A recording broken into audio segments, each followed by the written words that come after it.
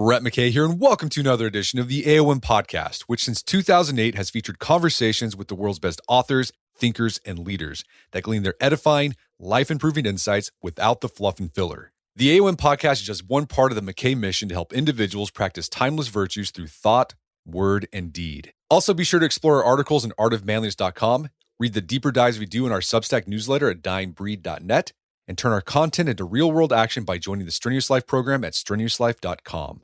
Now on to the show.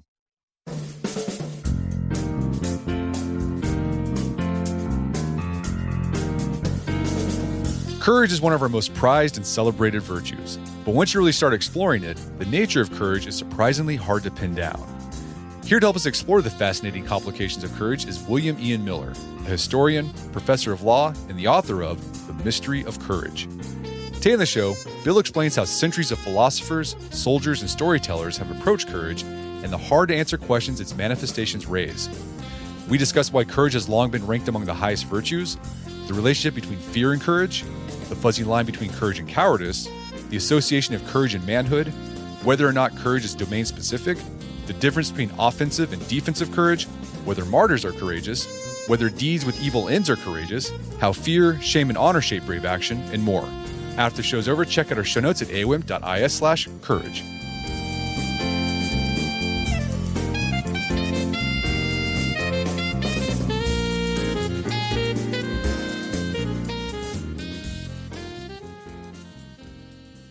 All right, William Ian Miller, welcome to the show. Thank you. Happy to be here. So you wrote a book 26 years ago called The Mystery of Courage, where you explored the moral psychology and sociology of the virtue of courage. I'm curious, what led you to take a deep dive into this virtue? My field is the Viking sagas, the Icelandic family sagas. And there, the issue of courage and cowardice is always front and center on display. The characters are anxious about it. And I just thought it was one step from there to just think about it generally, seeing as it's still very much with us. It's an anxiety. I think every little kid grows up wondering if they have what it takes or don't have what it takes, and mostly trying to figure out what it means to be a person of courage, if you're even reasonably tested anymore. But so I just thought this would be an interesting thing to look into, since there's no shortage of sources, because courage and cowardice are the two kind of standard themes of world literature from time immemorial. Yeah, and it's not just fiction or epics or things like that. Philosophers have spent a lot of time on courage. It has been an obsessive topic, not just among fighters and anxious kind of males, but it has been a constant theme among philosophers because it's very hard to get a fix on. Once you start to think about what is it and do I require certain mental states, what mental state is the driver of courage? Can we figure it out? And if you ask the people who we look at and say, now that's a real courageous person, what do they think? And they often don't think about it at all. They just say, I did what I had to do. Or they said, I was scared out of my wits the entire time. I don't understand why I'm being called courageous. So like I said, the title of your book is The Mystery of Courage. And you got that from a phrase written by a Civil War soldier named Abner Small, who pondered the mystery of bravery. Bravery, right. You know, one of the really blessings of researching this book was reading hundreds of war memoirs. Some of them are just literary masterpieces, and these are people who would not have stuck a pen to paper but for trying to puzzle through their own performance during their war service. And if I could recommend to whoever your listeners are to get a book called The Road to Richmond. It's the title of this Abner Small's memoir. He was a Union officer at Fredericksburg and Antietam, and he turns out to be a brilliant writer and never would have written anything but for trying to come to terms with his war experience. So it comes from him, and it's just a powerful, moving memoir. And what he does and what you do in this book, you know, these men who are writing about their performance in battle, they're grappling with, well, am I courageous? Yeah. And then when you think about it, as you said, we think we know what courage is, but when you start thinking about it, you really have to be like, wait a minute. Well, I felt scared, but I did it anyways. Is that courageous? Or I didn't feel scared and I was able to do the thing.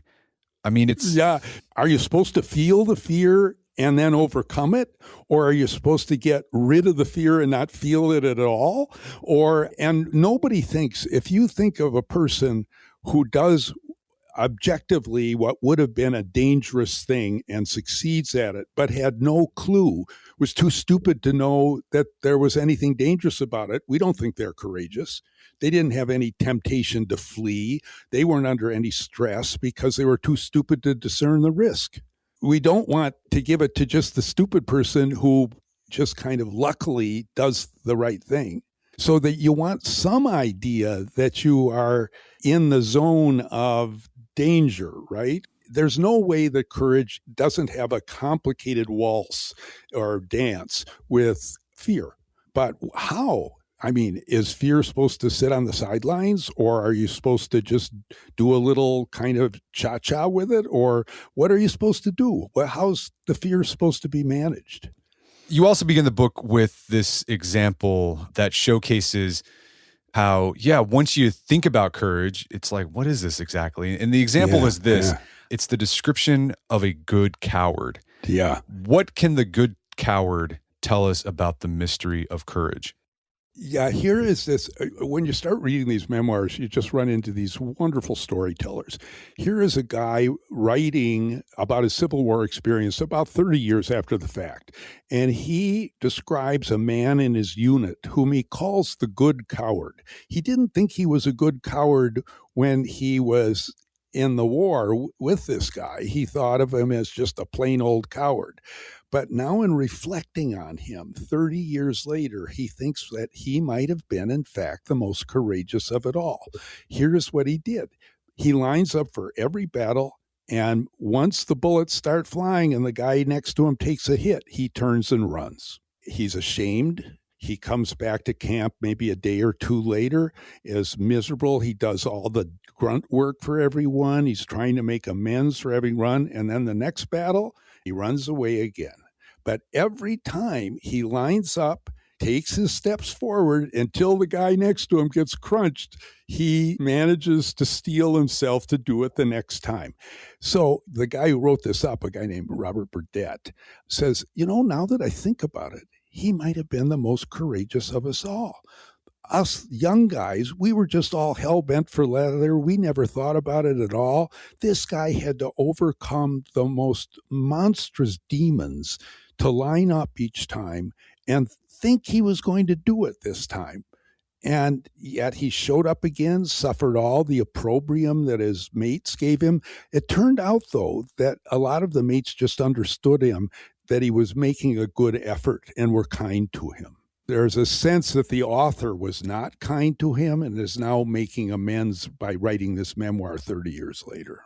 Yeah, so the guy had the courage to keep trying and trying and trying again. He keep trying. So like Tim O'Brien, many of your listeners will have read some of Tim O'Brien's work, Vietnam War vet. He wrote a memoir when he's just 23 years old called If I Die in a Combat Zone.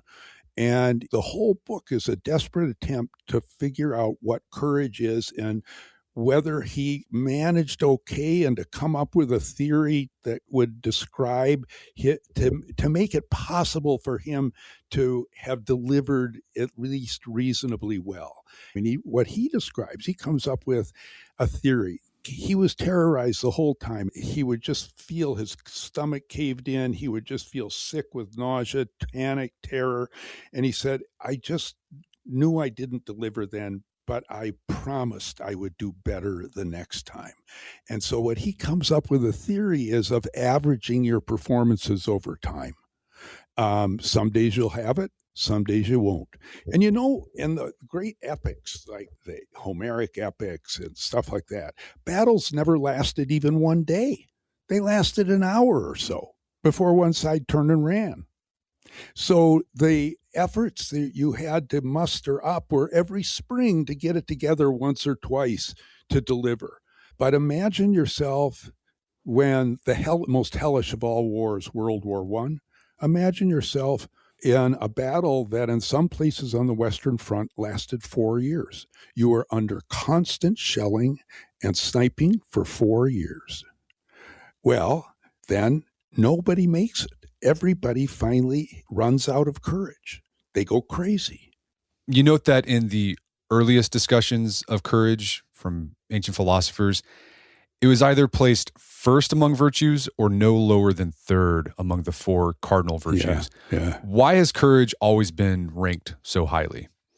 I think one is the people who are writing are men, and of course it's the most anxious concern about little boys growing up and stuff like that. That's one issue. But the standard one is the explanation that if you don't have courage, you don't have the space in which to exercise the gentler virtues like temperance, charity, prudence, and stuff like that. It buys you the space where you can cultivate kind of leisure hours and more refined behaviors.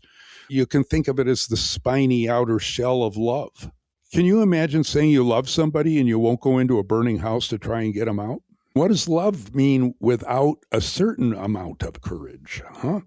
So courage protects love. Courage makes civilization and all the civilized virtues possible. And it creates the security where we can even think about the sort of softer pursuits of life. Yeah. Something you talk about in the book when trying to suss out the definition of courage is that sometimes philosophers or people writing war memoirs or politicians or whatever, there seems to be a bit of self-interest in how they define courage. You better believe it. Yeah, tell us about that. You cannot believe how, there's just the politics of courage. Who gets to define it, so who qualifies?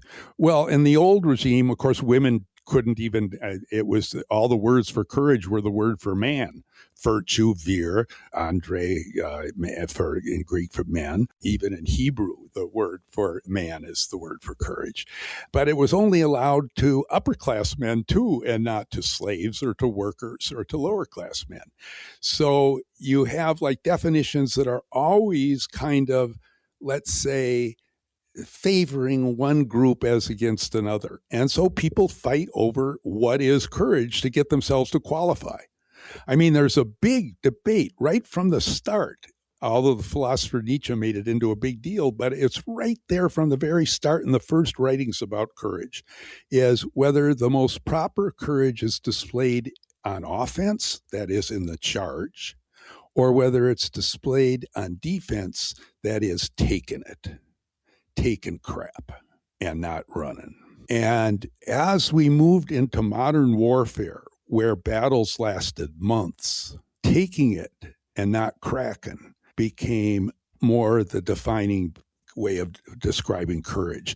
But, it's funny, the battle of offense versus defense is constantly being still thought over. But now we end up in our country with the silliness of people thinking that if you invest in a Silicon Valley startup, you're showing courage.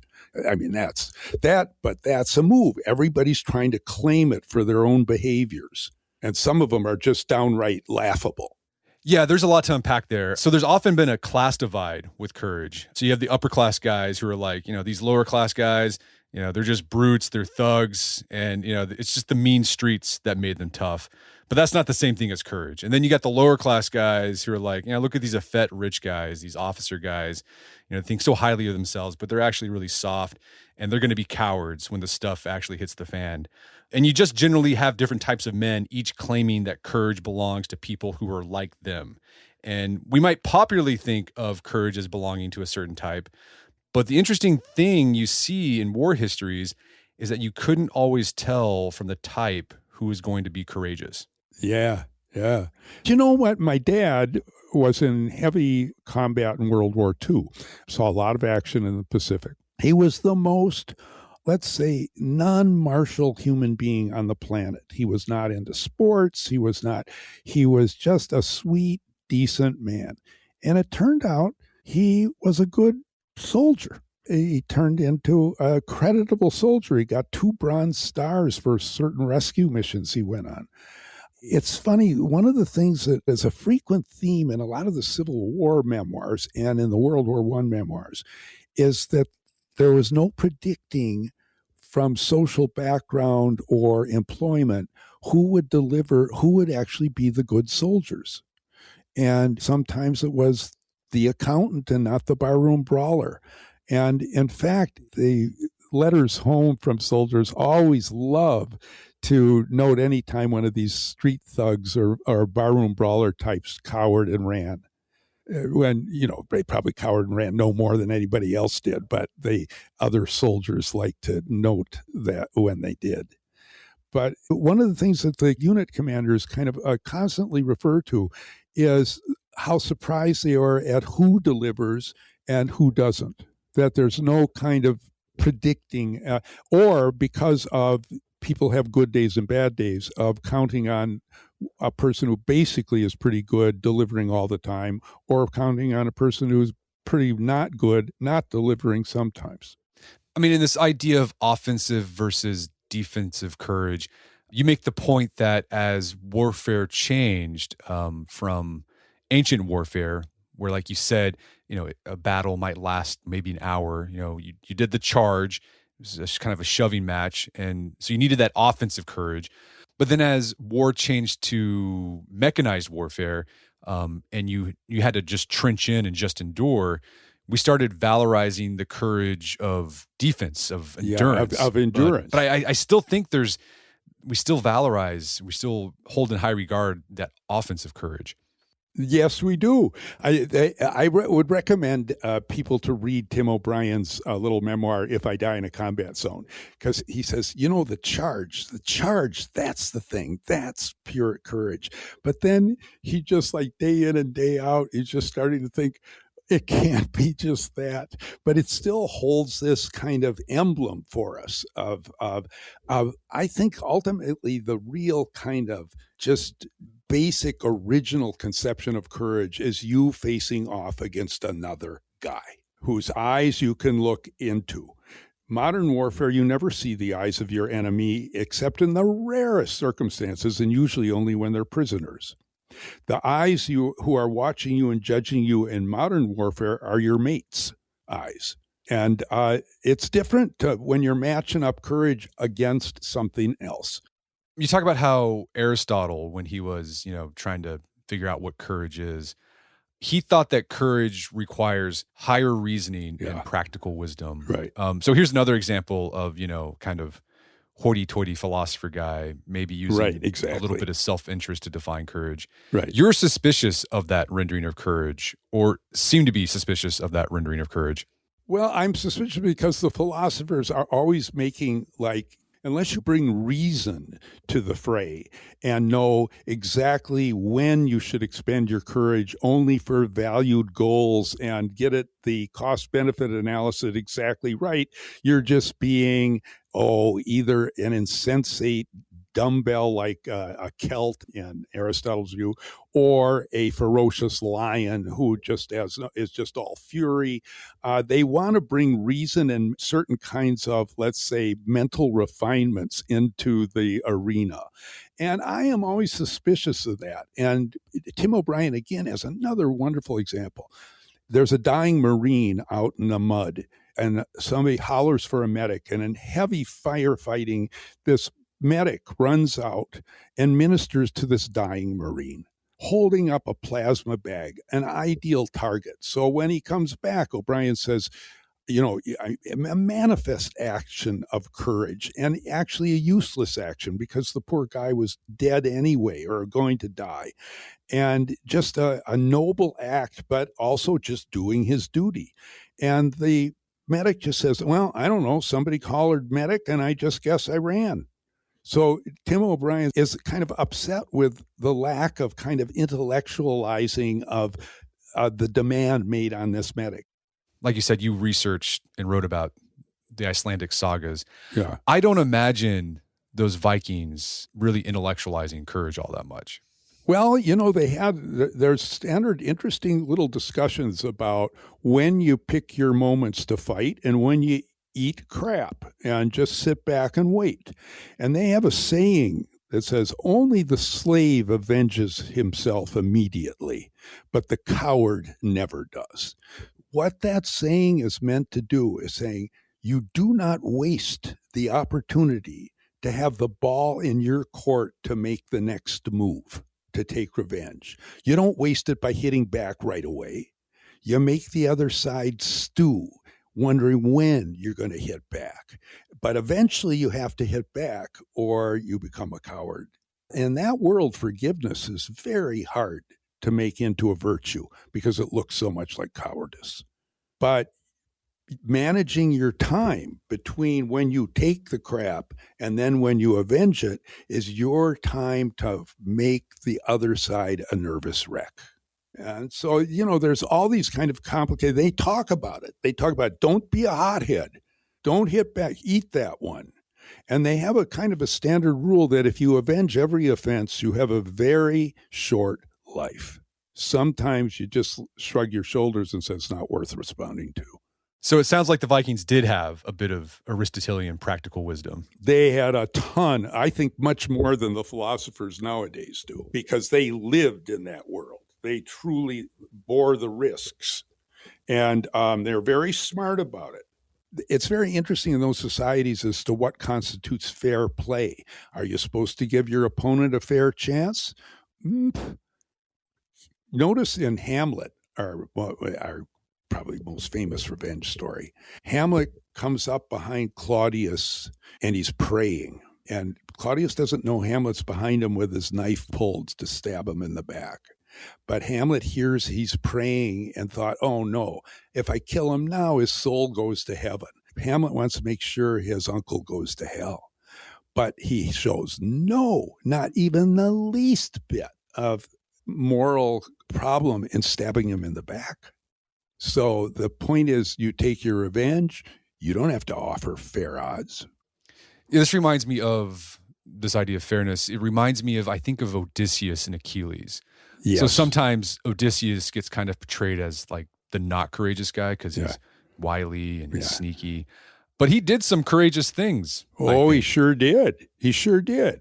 But there's constant battle about, whether you can win by trickery or whether you're supposed to just win by macho kind of your force against their force. But Montaigne, the great French essayist, writes, nobody says we can't take advantage of our enemy's stupidity just as well as our enemy's physical weakness. Yeah, right.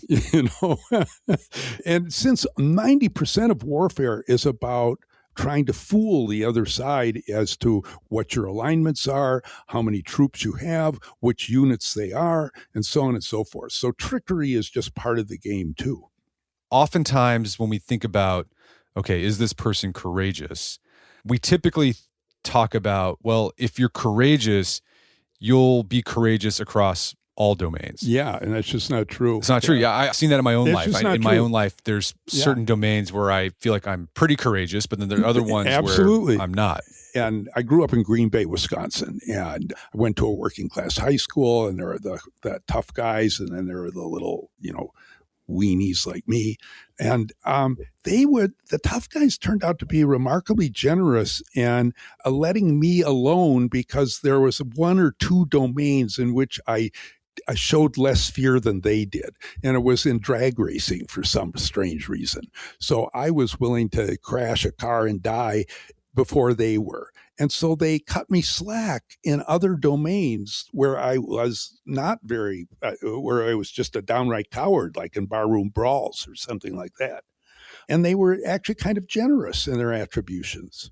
And you know what? It's interesting in the war memoirs. There's some people who are totally courageous and cool under artillery bombardment, as opposed to some who just completely collapse in terror under bombardment. Then there's some who can't take rifle fire and some people who are completely relaxed under rifle fire. But no one is cool under every way of dying, under every weapon. And there were these studies to try and map on with soldiers' understanding of the dangerousness of a weapon, that is, how really lethal it was, and its frighteningness. And you would think that the frighteningness and dangerousness should map on, but it doesn't. So, like Stuka dive bombers scared the crap out of people, and they were very unlethal. It was just the noise they made that terrorized everybody. But there are people who just preferred rifle fire to artillery fire, and people who could handle artillery fire but couldn't handle rifle fire. And it's just like for each weapon or for each kind of demand made on you, you needed a courage of its own sort to deal with it. So there wasn't one kind of, unless you were a crazy person, there wasn't one kind of seamless virtue that could handle it all. Yeah, so Montaigne said, a man who is truly brave will always be brave in all occasions. Yeah. And I think Montaigne's wrong there. Yeah. Yeah, there's some examples where you see this. I remember reading about a boxer. I forget who it was. It was a professional boxer. And in a lot of ways, he was a really tough guy, tough demeanor, a real bruiser. And he could get into a ring with another guy who could possibly kill him. So he's courageous in that way. But when a handyman or service people came to his house to fix stuff, he was actually terrified to talk to them. So boxing didn't scare him, but small talk like that did. Yeah, there's all kinds of funny stories like that. But look at these Greek heroes, so Achilles and those guys. If they heard a thunderstorm, they were all cowering and shaking. They couldn't bear thunderstorms. I mean, it was just that terrors are even culture specific as to what will be considered a terrifying thing. But a constant thing that is made in literature is like a warrior who will face like nonstop, bombardment, but can't get up the nerve to ask a woman out on a date. Right. So you think they should be able to do it, but they can't. They can't. What's interesting about your book, I mean, all the examples we've been talking about so far have been physical courage or martial courage. Yeah. And your book primarily focuses on physical or martial courage. Right. And people today, since a lot of people don't face circumstances where they have to display physical courage. Yeah, right. We talk a lot about moral courage, but is moral courage without physical courage really courage? I don't feel, I make a claim in the book that the standard moral courage is that kind of stand up and meeting type of courage to take and express a decent kind of a moral unpopular view, to risk being mocked and laughed at, sneered at, howled at, to state what most people will recognize is an honorable, decent view. But can you imagine if that person could be backed off from stating that view if somebody just shot him a look and said, after the meeting, man, you're going to deal with me. And then he sat down and didn't say a thing. So moral courage needs a certain amount of not being able to be scared off your ability to make your stand. You still have to be able to back it up. So I'm not sure that there's a coherent, consistent distinction between moral and physical courage. In the writings like Ulysses Grant, in his wonderful, brilliant memoir he wrote when he was dying, kind of sneers at moral courage, and kind of understanding that without the physical behind it, it's just not there. There's another thing that kind of is interesting too. Generals will say that there's no shortage of courage that they see in their men in battle, that in fact its courage seems to be quite common. But then you get into certain domains where it's rare beyond belief, and those tend to be the moral domains, standing up for right in an unjust regime or something like that, incurring risks to your job and your reputation by taking an unpopular but clearly morally right position. Who knows? That's interesting. So it sounds like moral courage doesn't mean a lot if someone isn't willing to take on physical risk to back it up. But it also may be harder to exercise moral courage because in some ways it's easier to face physical danger than the social pressure to conform. We're going to take a quick break for a word from our sponsors. And now back to the show. Let's go back earlier. You mentioned something about how courage, since the beginning of Western civilization, and you see this in other cultures as well, courage has been entwined with manhood. Yep. So like a lot of the words the ancients used to describe men were the same words for courage. Yep. So, there was virtus, which was Latin for manliness, Yep. man, that means courage. Andrea, that's Yep. Greek, that also is man, also means courage. And then the word in Hebrew for man is the same one for courage. So why the connection between courage and manhood, do you think? It is the ultimate, it's the image of the male as a dominator, as protector, as the ruler in many cases, although in small communities, it was the job of the men to kind of do the fighting and the women were to manage the home.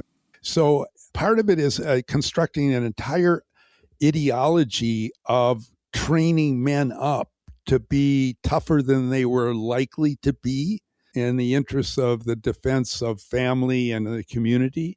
An anthropologist who did his field work in New Guinea among those violent New Guinea tribes, which are something else, kind of graphed the amount of intensive labor it took to raise up little boys to be violently death-seeking, that it takes much more social energy and work to raise up a bunch of blood feuders than it does to raise up a bunch of accountants.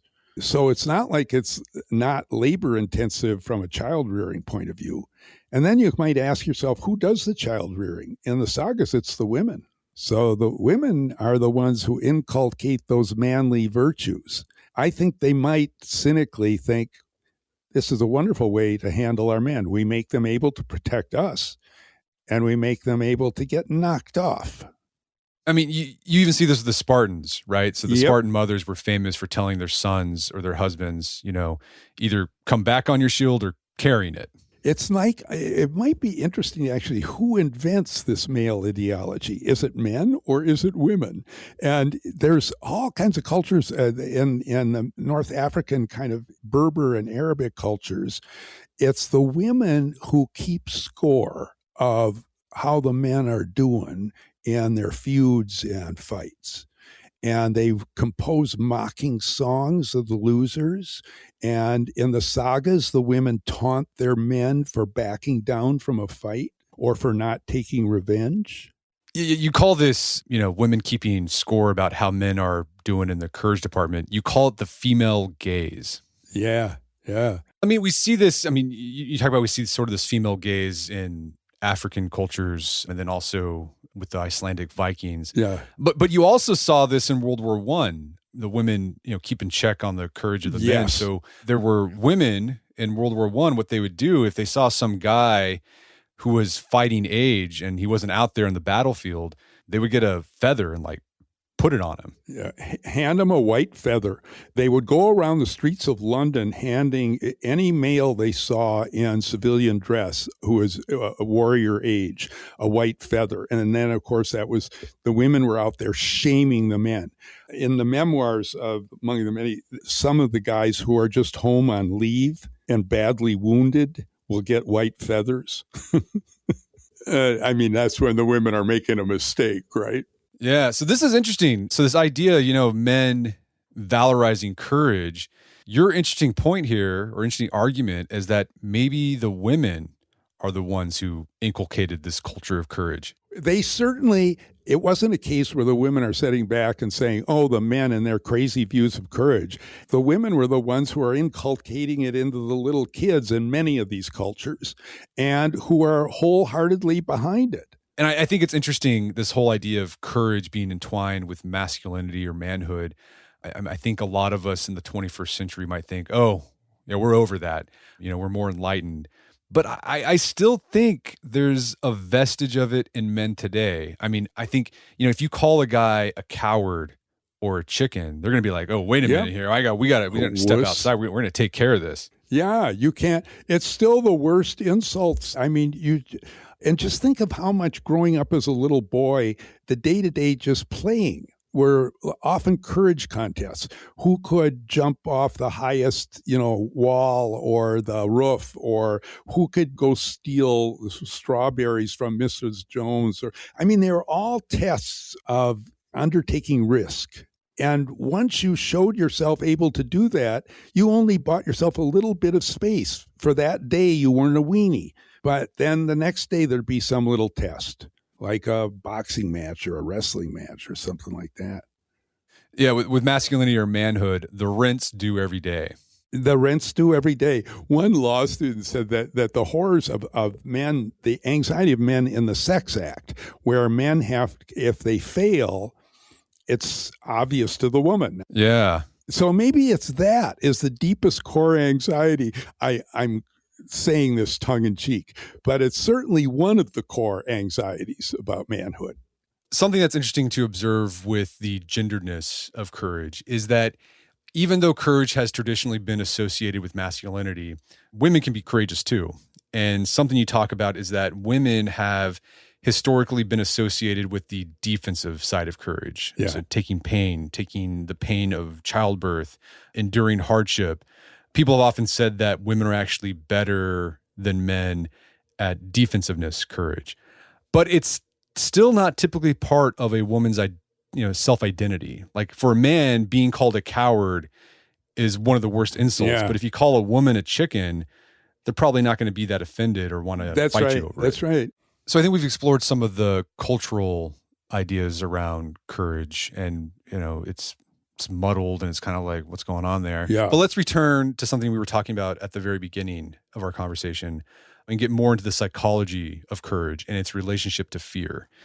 Do you think courage requires an internally courageous stance, or can you be courageous while being terrified as long as you act courageously? My view is that you're lucky if you somehow get rid of the fear and just do what you have to do.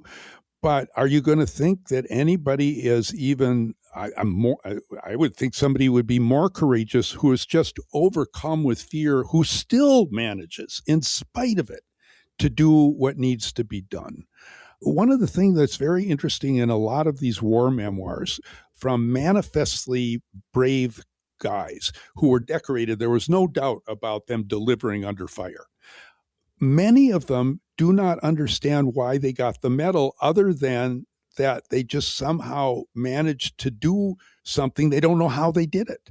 All they can remember was that they were scared out of their wits. So they think my internal state, scared out of my wits, was what we think of as the cowardly state. That I ended up doing the right thing happened by kind of accident. My body was on automatic pilot. We get the reverse in what were common claims in the Civil War of a guy failing to go forward because his legs give out, weak legs. And Lincoln was famous for pardoning those guys who were brought up and court-martialed to be shot for not advancing for cases of weak legs, where as far as the internal state of the guy going forward, he wants to go forward. He is trying to keep up with the guys, but his legs give out. So his body rebels against his courageous intentions or his dutiful contentions. What do you do then when the body just refuses to go along for the ride, although your brain and your psyche is gung-ho for your body to go along for the ride, but it doesn't? I've been in my whole life a motorcyclist. I've ridden bikes. Now I'm going to be 80 in a couple of weeks. And I've had more near-death experiences in the last 5 or 6 years than in the whole life up until then. And it's not because my reflexes are slower, which they are. It's because the drivers have gotten worse and they're all texting. They're just texting. They're not paying attention to the road and putting my life at risk. Well, every once in a while you get put in a situation where you're dead. You're dead. You can't believe the situation you're in. And something just takes over. My body took over on automatic pilot and did probably, when I got through the mess, the only thing that could have been done to gotten out of it alive. Did I know what I was doing? No, my body, in the exact opposite of weak legs, took over when my mind was utterly in a state of terror and blank. So the body still functioned, did the only thing. When I got back, when I would come out the other end and I burst out in the giggles because I couldn't believe how close a call it was. I couldn't believe when I thought about it that I did the only thing that could have been done to escape. So there you get a kind of an anti-matter of the weak legs phenomenon. Right. So you were terrified, but your body somehow took over and did the thing that you were supposed to do. The body took over and did the right thing. That is what the military actually came to think would be gained by the constant drilling, nonstop drill, so that the body would behave automatically when the brain was just cashiered out in a state of terror. And again, that makes you ask yourself, was that courageous if you're just like a automaton? Yeah. The assumption that most military leaders had is that all armies will eventually turn tail and run, that what's being contested between two armies is their fund of courage. It's kind of a moral battle, and one side will cave and one won't. I'm not sure that's exactly right, because one of the things that happened in the Civil War was that people started to see that it didn't matter. Courage just didn't matter. It's which side had the biggest guns and the most men. That the amount of, bravery might have a nice little point here, but ultimately it was just the sheer amount of material brought to bear that was the difference. The courage didn't make the difference in a battle. Now, of course, you could come up with some counterexamples, but in a large sense, it's true. What role does shame and honor play in courage? Oh, it's the name of the game, right? Aristotle and some will say that courageous deeds done because you would be unwilling to bear the shame of not delivering, being called a coward, being just mocked, is not the perfect courage. It's like you're more scared of being shamed in public than you are of getting killed. I just think that's a total misrepresentation. Every epic hero fails to be courageous then, by that measure. The shame of being seen a coward is what makes many men deliver. And there's a funny little saying that I found in the 17th century. More men would be cowardly if they only had courage enough. And it's the sign of like being driven, the fear of being disgraced drives them to go forward in battle when what they want to do is run. It's complicated. I don't see how you get courage without the honor-based, shame-driven aspect to it. I just don't understand how it's psychologically possible, except for a few very rare people. It also raises the point that courage isn't just an individual virtue. It really is a social virtue. Like you have to have an audience or an imagined audience to really think about, well, I'm going to be courageous. Because, I mean, it's hard to be courageous when you're by yourself. Yes, you better believe it. I think the one true test of whether you are courageous is whether you would go through the action when you are safely not seen. You could actually walk back and nobody would think that you shirked a duty. You would be home free. So you're totally alone with no eyes watching you of your own side. And will you still do the thing you're supposed to do? If you do it, then that is pure courage, lonely courage. Yeah. I mean, if I look at my life, when, I've encountered having to muster up courage to do something, particularly when I was a kid, I remember I was with a bunch of Boy Scouts and we were doing cliff dives off some really high cliffs. And I couldn't do it, but everyone else was. I was terrified. And the thing that finally got me to do it was I just was thinking, I can't leave this place and be the only guy that didn't jump off that cliff. Like, I wanted to avoid shame and I wanted honor. But for me, it was great because I actually did this thing and I felt really great afterwards. And then after I did it, I was able to just jump off this cliff over and over again. I wasn't scared anymore. Of course, the shame motivated you to do it. I don't understand how most of us even do remotely courageous things unless we're too ashamed not to. Yeah, it's the fear of cowardice. The fear of cowardice or the fear of being seen. Now, that's why the eyes, will you ever blame yourself, if alone, for your failure? Well, you will, but we're never as hard on ourselves as mocking others will be hard on us. Is there a tipping point where shame-driven or fear of cowardice-driven courage is no longer virtuous courage? Well, I deal with this in a chapter talking about the Japanese performance in World War II, where death before dishonor, which is a rare achievement for which medals are awarded in the West, was just the norm in Japan. I mean, whole entire 40,000 men contingents on the island Saipan refused to be taken prisoner and all got killed. Compliance in the West of those kind of things, just impossible. You don't see it. So is it that courage, that death before dishonor become too easy for them?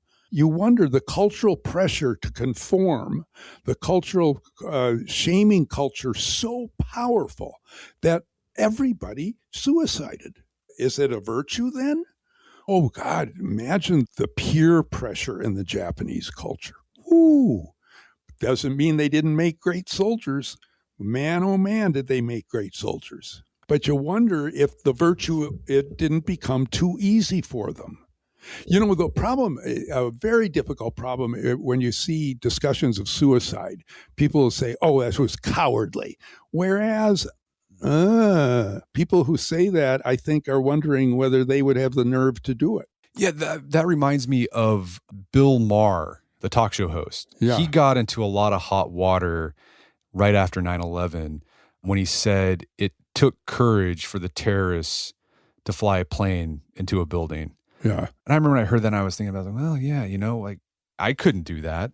Well, I couldn't do it, but could you if you thought you were going to heaven? If you actually firmly, a 1.0 belief, thought you were going to heaven?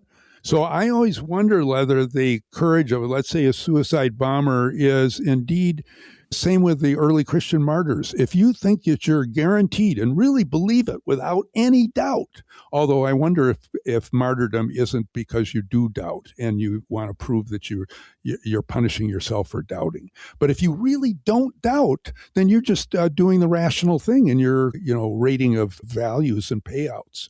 I don't know. These are wonderfully complicated topics for which there are no easy answers. Yeah. And another question that arises with the terrorist example, and the reason people were so upset about Bill Maher's comments, is that we typically think of courage as having courage for a morally good cause. Yeah. And that's what we valorize. But does the cause need to be good for courage to be real, or is courage a morally neutral virtue? No, that's one of the problems that people have of courting their enemies' courage. I mean, take the case of the monstrously evil Nazi regime. There is no doubt that many of those soldiers were utterly courageous and very good soldiers. So unfortunately, with courage, you have to admit that it can be employed for good or bad purposes. I think we mentioned this earlier, but this idea that I thought was really interesting, this idea that courage is finite, that you only have so much of it. Yep. You talk about in this book, I think there's been people who study this in the military, or they sort of observed it, is that soldiers, fresh on the battlefield, they weren't that great. But if they're there for a little bit, then that's where you see the most courage displayed. And then if you're there for a few months, you're pretty much useless and need to get off the battlefield and go back to the camp. Yeah, the amazing thing is they did, Robert Graves in his wonderful World War memoir, Goodbye to All That, puts it he says roughly at about the 6-month level, a soldier is totally worthless. And especially the young lieutenants and officers, they're totally worthless. They're at their best after about 3 weeks of getting their feet wet, and then for about 6 more weeks, and then they just start going downhill fast. The U.S. sent in people after the troops in the Normandy invasion and actually did testings and interviews with soldiers, and they found that the useful life of a soldier soldier and intensive combat was at most about 30 days before deterioration set in. And then at about 60 days, they just became what the GIs called, they had the 2,000-year stare.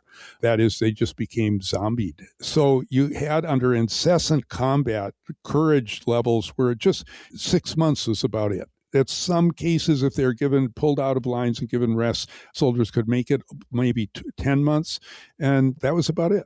So starting in the Great War, World War I, people started to talk about having fixed funds, a fixed amount of courage, and you try not to draw on your account too often because it'll just be run down to bankruptcy, and then you end up in a vegetative state and basically post-traumatic stress disorder, or what they called shell shock back then.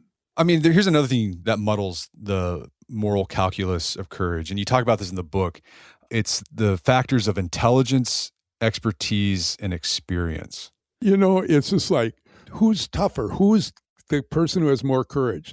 The guy who's an actual trained swordsman who is a Olympic gold medalist in sabers, or the clown against him who's never picked up a sword in his life and still fights him?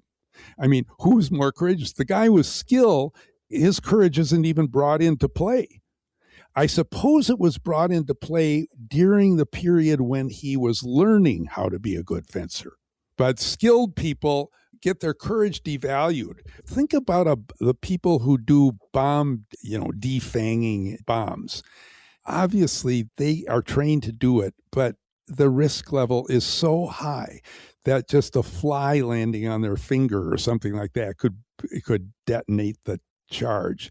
I don't know. With certain kinds of expertise will devalue the courage that it takes, but certain ones, it just seems to take a lot of guts no matter when and how trained you are at it. Yeah, and in terms of the example of the bomb diffuser, like the skill of being able to do that allowed them to display more courage. Like you had to be skilled to defuse the bomb, so you could display that courage to actually defuse the bomb. But I think other philosophers had talked about this intersection between skill and expertise and courage. I think it was Montaigne. He talked about people who are skilled swordsmen require less courage than the unskilled swordsman because you have that expertise, so you know you can win. Well, yeah, Montaigne goes with that. He just says that in fact, in duels, you get this crazy behavior of the French aristocratic class where the side who gets the choice of weapons will pick a weapon that he knows he's not as good with as the other guy just to prove that he's more courageous. In other words, handicapping himself purposely so that he's testing his courage rather than his swordsmanship. And then the thing about intelligence is, how do we measure kind of intelligence? One of the ways is that smart people are able to discern risk. They're mathematically more astute. They will discern odds and risk at quicker and more accurate levels than dumber people. And that will tend to make them more risk averse in situations in which a dumb person doesn't see any risk. So the smart person looks like the coward. And of course, in fact, they often are because they're seeing too much risk in a world. Again, it's hard to figure out like who's being courageous here.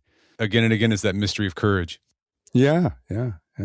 So I'm curious, after spending years thinking about this book and working on it, what do you want someone to do with the unsettledness of courage that this book explores? Be more modest about how we ascribe it and when we do and when we don't. But also, I think kind of aspirationally, it's good to want to be courageous, and it's good to try and do those things which you can without cheating and without grade inflation, think that other people, maybe you are not the best person to make the call, will say, nice, good work. One thing you argue in the book is that modern middle-class life rarely demands real courage from us. The type of courage we've been talking about, this sort of physical, martial courage of, being like, I might die. So we've kind of trivialized the word we call it courageous to, stick to a diet or start a business or maybe reveal an embarrassing secret about ourselves. I mean, we do things like, bungee jumping or skydiving to practice courage. So it's sort of like simulations of courage, the ancient courage. Do you think something's been lost when a civilization stops regularly asking its members to be genuinely brave? Yeah, something's lost. Sure. We end up with the hedonistic kind of culture we have. Something definitely is lost. It's funny because Adam Smith, the guru of modern capitalism, was very, very nervous about the fact that wealth would make the people indolent. They would no longer be courageous. They would just be kind of, gluttons and pleasure seekers. And so he joined a militia and drilled every weekend, marched. Of course, he never saw any combat, but he just felt that you had to prepare because even that prompted a kind of discipline. But he was very nervous that wealth that he promoted would in fact have a real moral cost, and the cost would be in courage. There'd be less of it.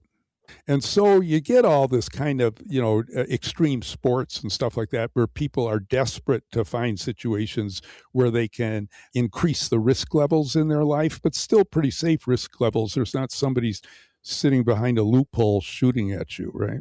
Maybe one of the mysteries of courage is what happens to a society when people don't have to exercise much courage anymore. And like whether we can still train up those capacities somehow in the absence of immediate threat. Well, Bill, this has been a great conversation. We covered a lot of ground here. This has been really interesting. Very good questions. You were very prepared. Thank you very much for having me, and thank you for doing such a professional job with this. Yeah. Thanks so much, Bill. It's been a pleasure. Yeah, thank you. My guest today was William Ian Miller. He's the author of the book, The Mystery of Courage. It's available on Amazon.com. Check out our show notes at awim.is/courage, where you find links to resources. We delve deeper into this topic.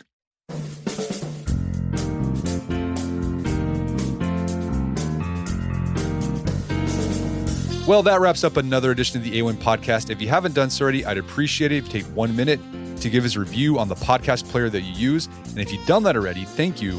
Please consider sharing the show with a friend or family member you think would get something out of it. As always, thank you for the continued support. Until next time, it's Brett McKay, reminding you to listen to the AWIM podcast, but put what you've heard into action.